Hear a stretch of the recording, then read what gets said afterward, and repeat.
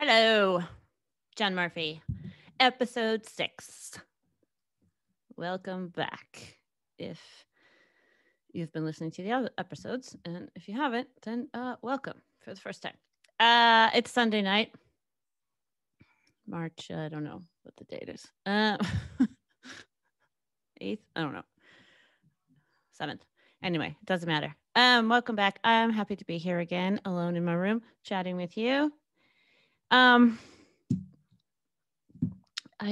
just got back from a hike, and there's something I've noticed other times when I've hiked where I'll see a couple that's hiking alone, and yet they're holding hands. I'm just gonna be like, wait, where are you going? What is the desperate need to hold on to each other? Also, I'm not sure why this even bothers me at all. I don't even know if it bothers me. I think it's just more like interested. Maybe I've just never been in a relationship where you just hold hands all the time. I mean, it's nice every so often, but when you're on a hike, like, is there a need to have to hold on to each other at all times? Okay. That's all I have to say about that. I probably shouldn't be so judgmental. People are in love. They're in love. Not me. I have some exciting news. First of all, I'm going to be headlining in Alameda, California, which is up north by Oakland. If you know anybody in that area, please send them over this weekend, March 12th and 13th. It is an outside comedy club that they built. It doesn't seat a lot of people, but it will be enough. I'm excited to do a live show. Send people over. AlamedaComedy.com is their website if you'd like to buy tickets. I had something I wanted to talk about because of a conversation that I had with a neighbor of mine who lives right next door to me, who I really have lived next to for like 6 years and didn't get to know until the quarantine, because we've all been forced to be home, and we sort of started kind of a neighbor quarantine group where we'd meet, a lot out by our common area by the pool. We've all gotten to know each other very well during this, but this one neighbor, he's a single guy, and he likes to have sex. He likes to have women, but there's every so often where he'll say something, and I probably take it too personally, because I probably get nervous that I've been one of the women that he is talking about, and it's usually not in a good light. I think I'm going to say when he's with the women, he treats them well. He probably makes them feel good, which I don't know if I find that more disturbing. So he was talking about a woman. He's talking about a girl that he had over, and he just referred to her as his live sex toy. And I'm like, live sex toy? He's like, yeah, I just get to fuck around, do whatever I want with her. I don't really care. She's just a distraction. And like I said, I probably take this too personally. Like, I just felt like a punch in the stomach of just like, God, there's probably been people that have talked about me that way, or I don't know. I mean, obviously, if it gets very tricky, if she's on board, if she knows that that's what she is, if they're both, on the same wavelength, then yeah, nothing wrong with it, right? It's just consensual sex. I just worry that I personally, and I can't speak for other women, probably tend to think that if you're spending time, if you're with them, if you're entering their body multiple times, they might think you care. I might think you care. I might hope that you care. And I guess to hear it said out loud like that, it just sometimes can be so disturbing, even though I know that's common. People just have sex and that's nothing else. Maybe I'm just not built that way. even though I've had, one night stands, but I don't know, just the way just to say she's just a distraction. It's like a distraction from what? Can you read a book? Can you do you have to just fill every one of this woman's holes to distract yourself? Like to feel better? I get it. Sex makes people feel better. I'm not sure where I'm going with it. I don't know. Is there a responsibility, I guess,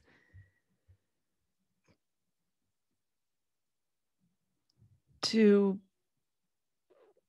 care at all if you're entering somebody? I feel like, I don't know. Maybe I'm too sensitive. I feel like maybe men might not, they might think sex for women is the same as it is for them. And I just have a hard time believing that it is, only because men are the ones doing the entering and the women are taking everything in. Like it has to affect you differently, I think, if you're taking everything inside of you, like this thing, like penetrating you over. I'd like to know what it's like to be a dude for a day. I think it would be awesome. I'd like to know what it's like to be the one that's entering instead of being entered. I love sex. I love being entered, but I don't know. I hope the woman knows that she's just a distraction. It really bothered me. This happened like 2 nights ago and it fucked my head up for a little bit. But like I said, it's probably because I feel like I've been that one. I feel like even knowing that I'm in a position where it's only sex, I think you still just think like, yo, but he also cares about me, right? Because he's having sex with me. If it's a one-time thing, like a one night, that might be different. But if somebody's inviting you over, or if you're getting together multiple times, I feel like I've talked about this same subject so many times. Obviously, I have some issue with it. I'll figure it out, or I won't, and I'll just keep talking to you about it. I was gonna say, if you're a dude, and I feel like a lot of my listeners are, make sure the woman knows, because that can be fucking painful. And also, if you really are only doing it for a distraction, you need to stick your dick somewhere. Like, don't be a selfish cunt. And yeah, I'm calling a guy a cunt because I love the word cunt. And I think it could be used for men too. At least I'm going to start doing it. Apparently, they're trying to get rid of gender anyway. So now men can be cunts too. Women can be dicks. Just be careful about entering a woman's body. That's all I'm saying. On a lighter note, I'm moving next week and I'm very excited. I've been in a situation through this whole quarantine. So I live in an apartment where I share space with the landlord of the apartment because it's a good friend of mine. I've lived here for 6 years. Before the pandemic, I was traveling all the time. So living in this shared space was very ideal because I'm saving a lot of money. I don't pay a lot of rent, blah, blah, blah. But now that, once the pandemic hit, I was here 24/7 and I basically have a roommate. I'm too old for a roommate. So I'm finally moving next week. I'm finally going to have my own space. I'm very excited. Also, the landlord I was telling that I share space with, him and his wife are like extremely scared of COVID. Always have been from the beginning. That's fine. Nothing wrong with that. But which has also meant that I've not been able to have any visitors. So of course, my first thought was like, I'm moving. I'm going to have my own space. I can have a dude over. And then I'm like, well, I guess I must find said dude before that can happen. Also, if dude listens to this podcast, he's going to be like, I don't know if I want to have sex with this bitch because she's got some issues. Everybody's got issues. I don't think mine are that deep. I think I'd just like you to care. Just a little bit. Slightly. Maybe send a text message every so often. Be like, how you doing? That's enough. That's all I need. I think, if you're going to penetrate somebody, care how they're doing. I hope. I miss cruise ships. I miss a lot of the passengers I used to meet on the cruise ships. Even though at the time, I think it was maybe slightly annoying because, if people see you perform and then you're on that cruise ship, so you're passing the same people every day. And after a couple of days of them knowing then that you're the comedian, all of a sudden, so many people who are like, oh, I got to tell you this. You could use this as a joke. It's very nice of them, but nobody wants to be cornered at the buffet. My favorite cruise ship passenger, though, that cornered me, I was stuck sitting with him at the buffet, tried to convince me of why the earth is flat. I listen. I have an open mind. If you got a good case, I'll take it into consideration. I mean, I don't think the earth is flat, but anything else you may want to argue, I'll take it in. But my favorite part was the guy's reasons for why he believed the earth was flat. He tried to tell me if the earth was round, then this ship would be sailing at an upward motion right now. Like, not only did he think that the earth can't be round, he thought if it was round, it would be so small, so tiny, such a tiny little earth that the ship would have to always be going either up or down. Like, dude, how do the fucking billions of people live on this earth if it was that small that this ship would have to be at a constant either incline or decline? And he also made the same argument. He backed himself up. He's like, I have another reason. If it was round, then when you flew on an airplane, how would they be able to serve you drinks? Because the plane would always be at an angle. I wonder where that guy is now. Not really. Will cruise ships ever come back? Maybe. We're all vaccinated. Who's getting vaccinated? I guess I'm going to have to. I'm not totally against it, but if I didn't have to get it, I wouldn't. But I'm starting to think it's probably going to come to a point where you're going to have to show your vaccination card to do things, certain things, like a cruise ship, or maybe a concert, or maybe to come see live comedy. I'm not that scared. I'm not that scared. I don't want to get COVID. I am careful. I wear a mask, but I mean, I live in Los Angeles where I just think if I step out of my apartment without a mask on, it's like I'm the only one on the street not wearing. I think you're pretty safe out in the open air under the sun. Right? I mean, I'm not walking by anybody. If they come towards me, I'll move to the street. I'll walk in the middle of the street. I don't care. But I don't think we need to have a mask 24/7. But then I don't want to judge people that are scared, so I always put on my mask. Because you know what? I'm a nice person. I care about people, even those people that I'm not entering. I like my neighbor. I like him very much, which goes to show my personality. If I can, misogynistic, and I'm like, oh, you're cool. You got good qualities. He does have good qualities. Hopefully he doesn't listen to this. I don't think he does. I felt like I had more stuff to talk about. I have like 3 pages, and it was mostly about the guy who calls women live sex toys. They make robots now. I know they're expensive. But if you just want a toy, I can save a woman's feelings and buy a robot. Buy a fleshlight, although that's creepy. Go for the full rope. I don't know. Can I just brag for a second and say I'm playing FanDuel and I'm beating out. I'm number 70 out of 11,075.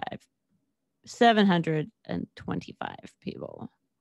Dudes. I'm going to call them dudes. Probably other women on here playing. But I'm going to say dudes because it makes me feel better if I knew that I was beating that many dudes. I'm not angry at men, I swear. I'm not. I might be a little jaded. I just have a hard time figuring out. I don't know how to know if I can trust anybody. I don't trust my own judgment. And you can, how do you, once you realize that you've made bad decisions and can't trust, I don't know how you ever win back the trust in yourself. Because I feel like if you feel like you trust your own judgment and feelings, and then you find out you've been totally wrong, and then you're like, I think there's a tendency, at least for myself, I rarely blame other people. Even if a guy is like a complete dick, I might be angry for a minute that he was a dick, but I'm going to say 95% of the anger that I feel is towards myself. Of just like, how could I do that? How could I not know? How could I not see this? I'm an idiot. How can I be so fucking stupid?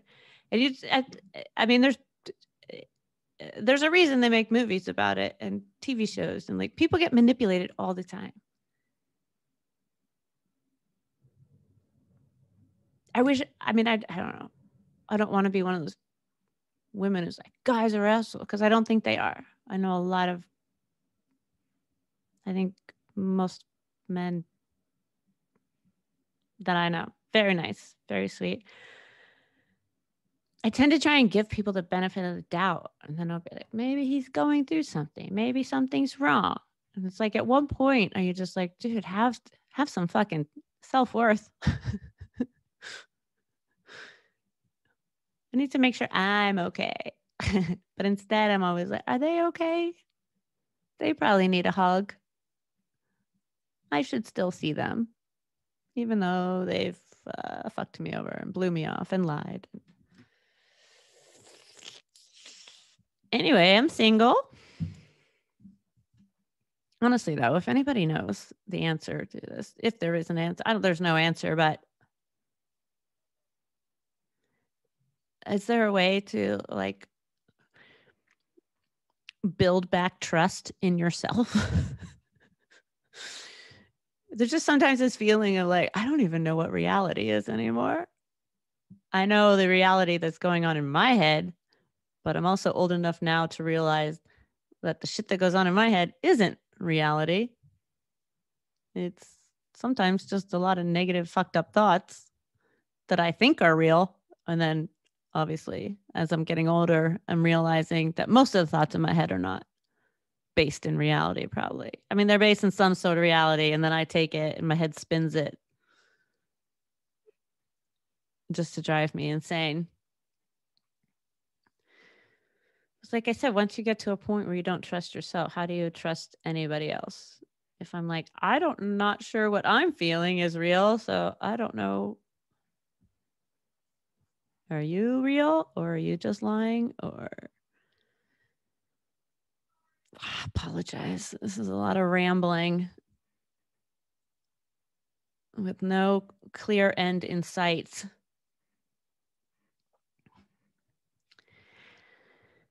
I've decided at this point, I'm just going to give everyone the benefit of the doubt. I'm just going to assume people are trying to do the right thing until they prove me wrong. I think that's a better way to go about it. I've been trying to live by 2 words lately. Only love. Just whatever I put out there to somebody else, just only love.